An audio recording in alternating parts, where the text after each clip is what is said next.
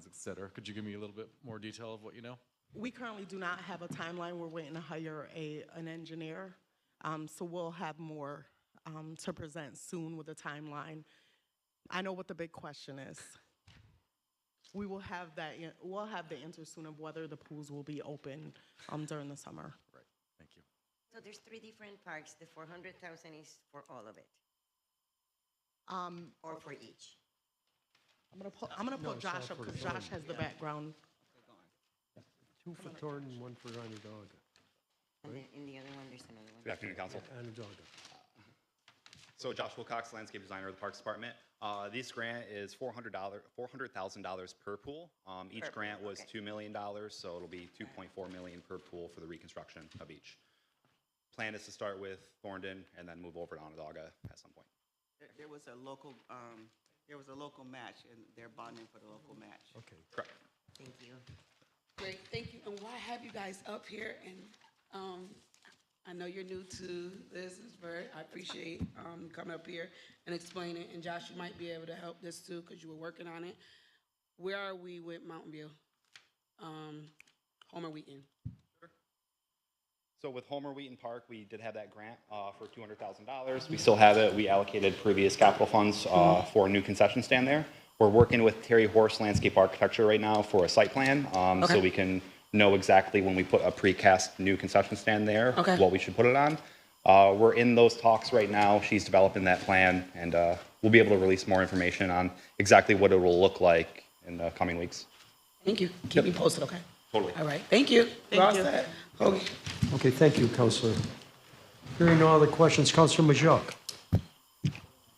Thank you, President Pro Tem. I have item 13 to 18.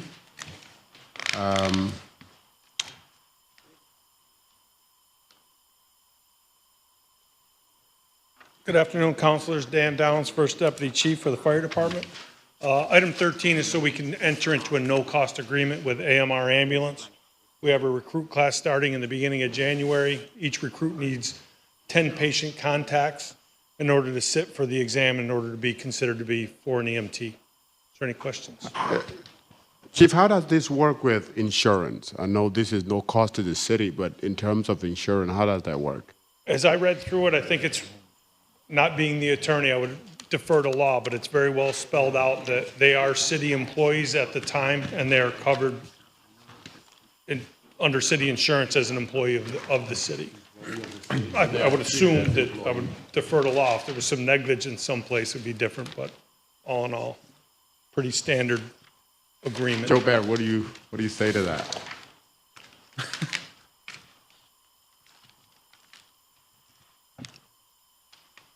Joe Barry, First Assistant Corporation Counsel.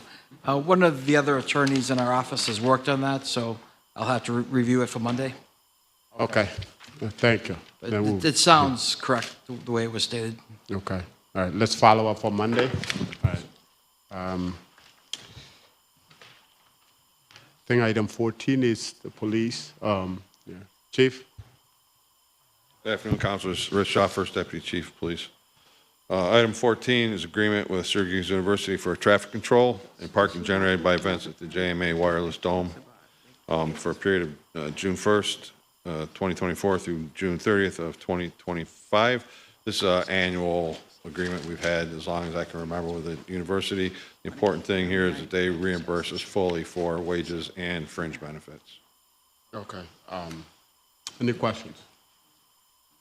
I'm just wondering, Chief, and maybe this is, but I know, what about events outside of the dome, athletic events like the soccer team that plays on Calvin there?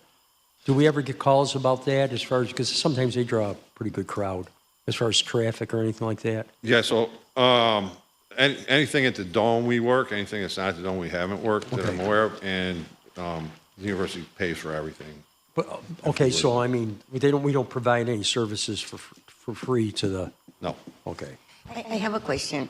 So you place the officers based on unexpected attendance to these events, is that so? Yeah, there's a list in there that says if there's so many spectators, and this is how many officers we need to provide.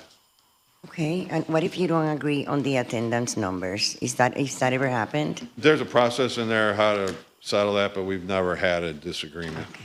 All right, The university is very good at predicting how many people will show up at games. okay. And there's, based on experience, right? You've done this before? Yes, sir, ma'am. They've been doing it a long time. Okay. Thank you. Any other questions? No? Yes. Counselor, Brian just pointed out on, in section C there on the contract, there is an agreement. Oh, see, I see it, yeah. Okay. Thank you. Okay, Item 15 is an agreement with, for Jimmy Oliver's PAL program with Lighted Darkness Photography to provide photography services at various events up from October 24 to January 25, as detailed in the attached contract. The amount's not to exceed $9,923. And the mayor waived the RFP process. Jimmy said it's a woman and minority-owned business who's done work for him in the past, and he likes her product. She's very, very good at it. Chief, doesn't SPD have a photographer? We have a photographer. Selling Queen, right? We have a public information unit, but not a specific photographer. I think that we did pass legislation for a photographer. Was it for special reasons? So on Quinn, we have a contract with him for different events, not for the PAL program, although he does show up for some of the stuff. He does for the PR and marketing and all of that stuff, Yeah, he right? does a great job with it. Yeah. So I do have another question about this. So when I go back in the documents that you submitted, 2 of the events already passed that are part of this $9,000? So when I spoke to him this morning, he said no payments have been made. Okay. Other questions? Counselor Gathers wanted to ask Jimmy some questions, so I don't know, was he planning on coming Monday or whatever? Which one?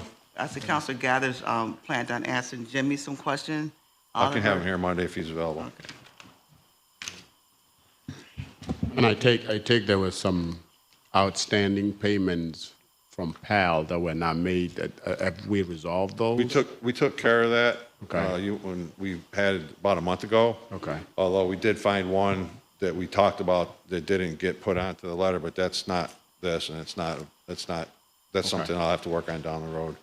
So how do we work that, Chief? You mean the head of PAL runs it through some sergeant? Is it a sergeant who coordinates all the payments? Lieutenant Lutz. Lieutenant Lutz does that?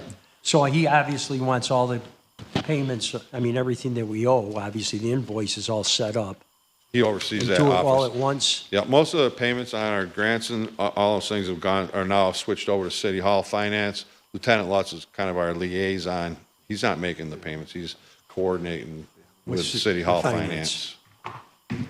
So for things to be timely, they submit how many days in advance so that it flows appropriately? I'm sorry? How many days in advance do people need to be timely with to submit their invoices or what needs to be paid?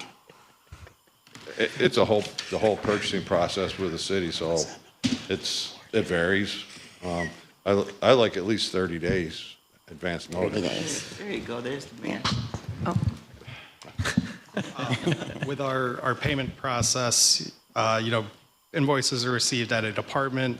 Those need to get processed at central finance. So when we receive an invoice, that's being submitted to the help desk. So that's like, Brian would submit an invoice to the help desk, and then central accounts payable will pull that ticket. They will submit that into PeopleSoft. Our payment terms are net 30. So usually after the invoice date, we will pay that, 30 days after the invoice date. Typically, it takes about 30 to 45 days from submission to pay something because of all of those steps as far as departmental submission, help desk, then it gets into PeopleSoft, we have approvals, and then it's paid. So anywhere from 30 to 45 days. thank you. Yep.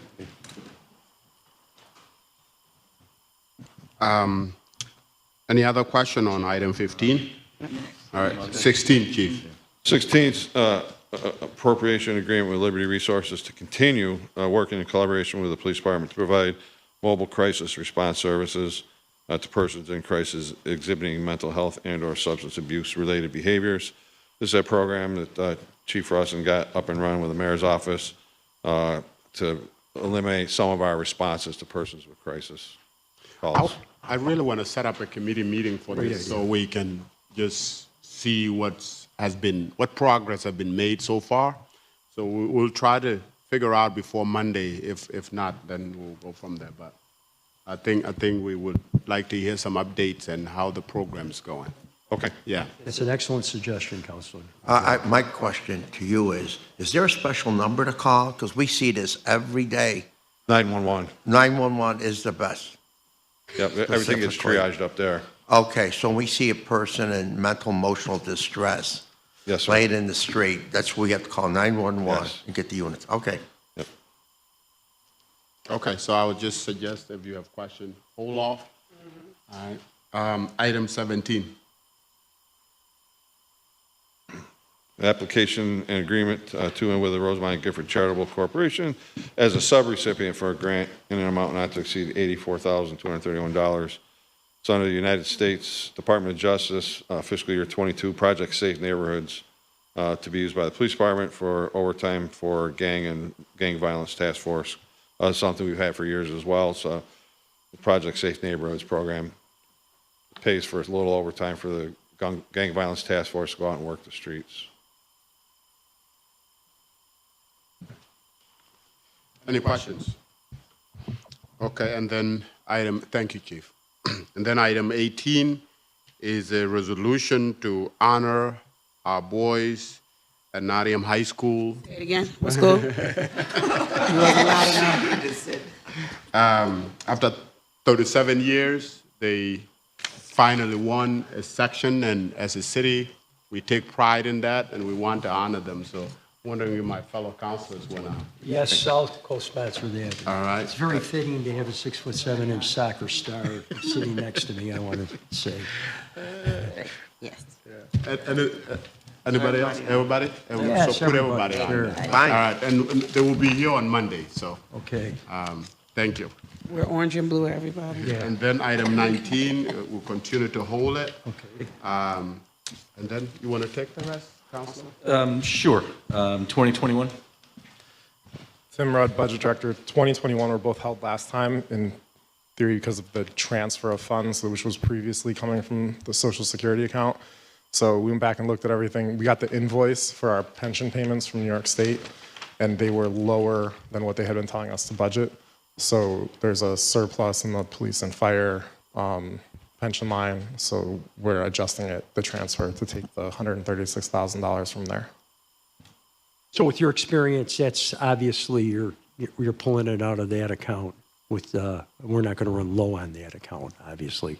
No, we're not going to run low. We make a payment once a year. It's that they give us an estimate a year ahead of time, and then there's a bunch of factors that feed into it. And we're only in the first third of our year anyways, correct? As No, far as no. or is this from last year? The pension payment occurs once a year. Once a year. The exact timing of it, what it accounts for, I don't have memorized. But once we get the invoice, we know for sure what it is. And The retirement bill, there's two retirement bills. Thank you. Mike Kennezar, Commissioner of Finance. The employee retirement bill and the police and fire retirement system bill. There's one invoice paid once a year on December 15th. It's like $23 million for police, 5.5 for employees. So the projected invoice, sorry, what was the question again? So I'm just saying our financial folks are confident that we'll be able to cover this out of this particular account. This retirement bill is for city salaries from April 1st through March 31st of last year. So it's the New York State fiscal year, March 31st, or excuse me, April 1st, 23 through March 31st, 24. So the budget is based on a projected number provided by New York State, which includes a lot of hiring that didn't happen. So that was a much higher number. So there's a budget surplus in this retirement line because the actual invoice is lower than what we budgeted. Thank you. Thank you. Director Rudd, would you reiterate again, what did we do with One Park move? Was this how we did it? We hired a... no, we leaned on Eric and abused him. Or we used Eric? I think Eric carried the load, and he probably wasn't able to do the other stuff he's supposed to do as much. But what happened? Eric just say enough of the abuse? I think everybody said we need to hire a professional, and police and fire is going to be even bigger. So it's like a little beyond Eric. And this is a company that they're literally in Syracuse, located in OPP.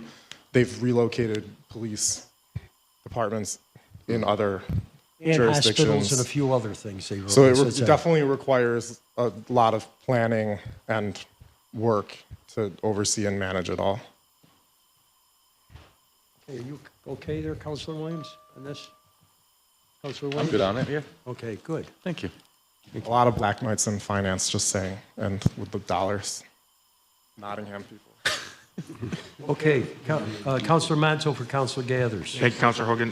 Councilor Gathers has item number 22. Hi, Mary. Good afternoon, councilors. Mary Robinson, city engineer. 22 is an amending an agreement with Fisher Associates for some additional final design money for the Midland Ave paving project, which is a TIP project between Ostrander and West Seneca Turnpike. We determined that there's a traffic signal at Midland and Seneca that needs to be replaced, so this is additional design services to pay for that design of this traffic signal replacement, which we feel right now we can fit within the budget with the TIP funds that we have. Everybody okay? Yeah. Thanks, Mary. Thank you. Okay, I have items 23 through 27.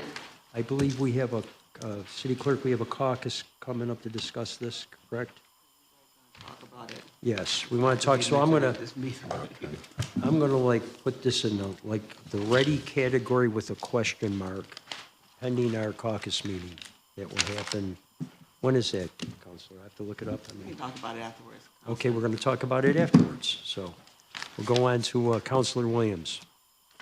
Thank you, Councilor Hogan. I have 28 through 31, and then I have one letter submitted potentially as a waiver.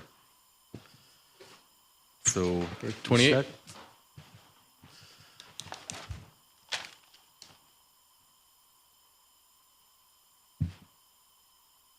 Good afternoon, Councilors. Nicolas Diaz, Chief Innovation and Data Officer for the City of Syracuse. So I believe this was held from last time. We had been working with DPW to submit legislation to move Dossier to the cloud. Dossier is the vehicle management system that DPW has been using for the past 15 years. So this is not a new system, this is a migration. I believe there were some questions about the duplicative use cases with a software system that the police department requested legislation for. A few weeks ago, Councilor Majok, I believe you have in your email the high-level description of that software. For the specifics, though, of that question, we do have Chief Rosen here to answer more specific questions. Excellent. Thank you. Mark Rustin, Syracuse Police Department. So if I understand the question correctly, is what's the difference between Dossier and Ostis, which is the program, which is it's an RFID program. So we had met with DPW and looked at their fleet management, how you actually log in and out of the car. So the goal for SPD is to open the car door and swipe in with an RFID tag so we know who's using the car at what time, where it is, because it has GPS monitoring, has speeds of the car. It's really real-time inventory. It's not so much fleet maintenance in terms of when are oil changes, preventative maintenance is not for that purpose. That's still going to be housed in the normal system that would be under fleet management through the garage and that, that program. This is knowing where our cars are in real time for GPS purposes, who's driving them, how long they're driving them for, and then real-time monitoring. It also doesn't allow somebody to take a car that without swiping in. There's an alarm system that is in the car, so if somebody takes the car and moves the car, they have to swipe in or there's an alarm that goes off. This is a major difference between the RFID program that DPW has versus the program that we're actually going to. We tried to piggyback off of the program that DPW had, but they don't have the alarm system, and that was a major component, a must-have for SPD in terms of this program. We need to know who has our car and where they are. So then could we go the other way? Can they piggyback off of your contract? I don't have the expertise to talk about that. Okay. And I think, Chief, when we had raised this question early on was just to figure out, rather than having all this software and systems, that are basically doing the same thing. Why are we not working together? Because you have fleet, DPW has fleet. Why are we isolating every software and not find a way to collaborate together? It's a great question. They just don't offer the same hardware programs. So we have to go with Ostis. They're the only company that offers the alarm system. If in the systems right now that DPW has, if you get into the car and you move the car, there's nothing to stop it. For us, we need that level of accountability in the vehicle, and they're the only ones who actually, Ostis is the only company that offers that hardware solution. I would prefer, because it's much easier for getting contracts and piggybacking off of things, I would have much preferred to go down the DPW route because they already had a system in place. A vendor would have saved me a ton of work doing, coming in front of here in the council sessions. But the problem is they just don't have the hardware solution. We tried to deconflict at the beginning of this project back in March of this year. They just, no program or no company that we tried to connect with had the hardware solutions that we specifically needed. And I'll be done. With your fleet, your cars need maintenance. This is what I'm trying to get to. Your car needs maintenance. They need all these things that need to be done with car, with the exception of the alarm and everything else that you need specifically for the department. If you already have system in place to do maintenance, why are we getting this new one and not collaborate with the police department and use their maintenance fleet management? Again, I don't have the expertise to talk about the bandwidth of all of Dossier. Yeah, go ahead, Richard. Rich DeVesti, Fleet Director. It's just moving it off. The Dossier system is just to take care of all the equipment. It's not to monitor the equipment, just the PMs and all of the parts. We have thousands of parts. It keeps track of all the parts, keeps track of when they need to be worked on, keeps track of who's working on what. It's totally different from a GPS system. This is just to perform work on the equipment. All the mechanics are in there. We assign work through the mechanics. It's not a GPS system. They don't offer a GPS system. We do it. It's a totally different way to do. SPD and Dossier? Yeah, SPD does. Every garage, including the school district, we all use Dossier for our maintenance. So it's not, the GPS is totally separate from that. So the water, police, fire, DPW, and the school district all use Dossier to keep track of the equipment.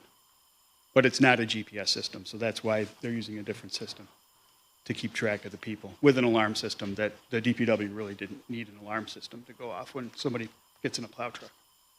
It's a different operation with the police cars. So, any other questions? Thank you. Item 29.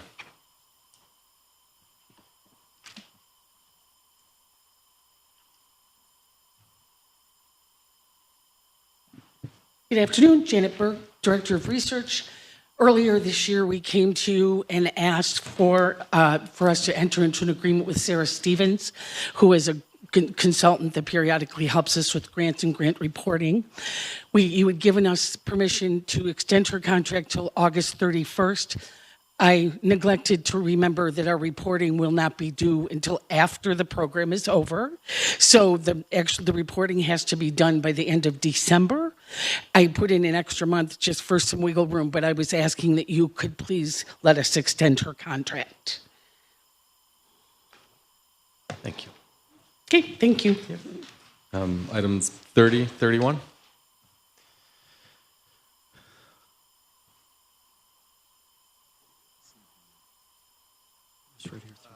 Hello, Mike Canizero, Commissioner of Finance, and here with Mary Robeson, City Engineer.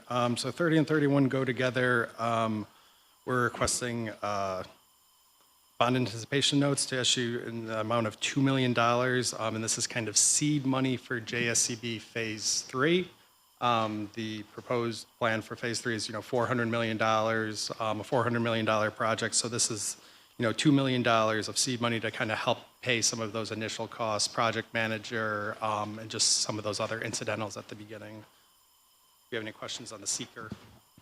On the seeker, we're adopting a type 2 determination because it's just planning.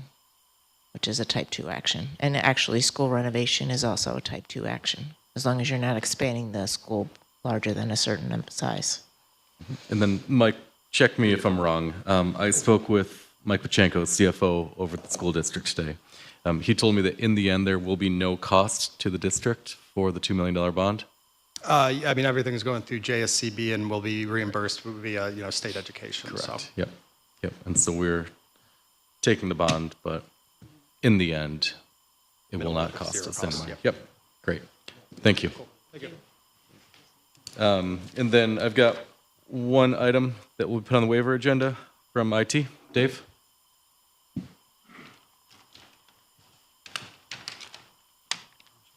Good afternoon, councilors. Dave Perwick, Director of IT. We're asking for permission to pay for our annual maintenance with SysAid. SysAid is the help desk that we use. And we don't use it just for IT, but we've kind of democratized it a little bit. It's used by multiple other departments for accounts payable. It's also going to be used for the help desk for our new payroll system. So this is the annual maintenance that we pay for SysAid, our help desk program. We've been using them now for 12 or 13 years. What's the cost on this? $44,000. Okay, so we'll get this. Yep, we'll make sure the letter gets out to all the folks. Okay. Yep. Dave, maybe you want to expand a little bit more on it about the need for this to. Oh yeah. So we're kind of pressed here. Our licenses for the software renew on December 15th. Okay, so if anybody's to blame for making this, I don't think it's last minute, but we need this to pass. We've used this software. They turn off every computer if it doesn't. No, we're not going to turn off every computer, but you're going to have a hard time getting much out of the help desk because we're going to be running around with. It might be a pens and nice paper. little vacation for the city councilors. People can't get a hold of us. Can you also explain how this came about? Yeah, so we've had this software for 13 years, and I think this is the first time I've come here for the renewal of the maintenance in 9 or 10 years. I'm still not perfectly clear on when I need to come here and get software maintenance renewals approved. If it's all the time, then these meetings are going to get really long. But regardless, I'm here, and it could be because the company, SysAid, switched from an on-premise model where we hosted it. It's now hosted in the cloud. So we don't have to run the computers. We don't have to pay for the utilities. We don't have to patch them. We don't have to back them up. So the cost did increase. But in and of itself, it's the same company's software that we've been using for 13 years. So we are asking for your support, please. Okay. Great. Thank you, Dave. Thank you. Thank you. Okay, Councilor Manto for Councilor Jones-Rouser. Thank you, Councilor Hogan. Councilor Jones-Rouser has 32 through 36. I think we got a sheet that Deputy Commissioner sent.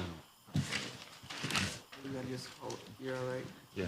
Good afternoon. I think we're okay with 32. Oh, are we good with 32? Yeah, we're okay with Perfect. 32. That one's going to be ready. Very good. Thank you. Good afternoon, councilors. Tanya Eastman, Director of Neighborhood Grants in NBD. Item 33, so I'm here for your approval to apply and enter into a contract if awarded for a grant application with Cities for Financial Empowerment, specifically for funding to expand programming and work around FEC and financial empowerment.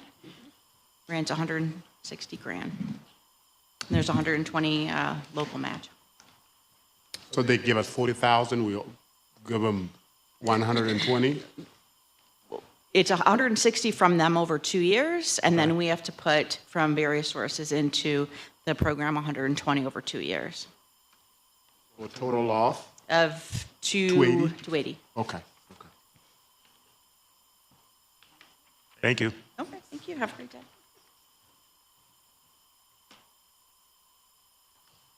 Michelle, I can make it easy for you. 34, we're going to hold with a question mark. 35 and 36 are ready. Okay, thank you. Commissioner, I'll need to talk to you for a second after the meeting. Thanks. Okay, are you finished, Counselor? The next one's mine, too. Yes, Counselor Manto. We are going to continue to hold 37. Okay, thank you. Motion to adjourn? So moved. Second? Okay. Let's go. Burger. Nice. Sign that.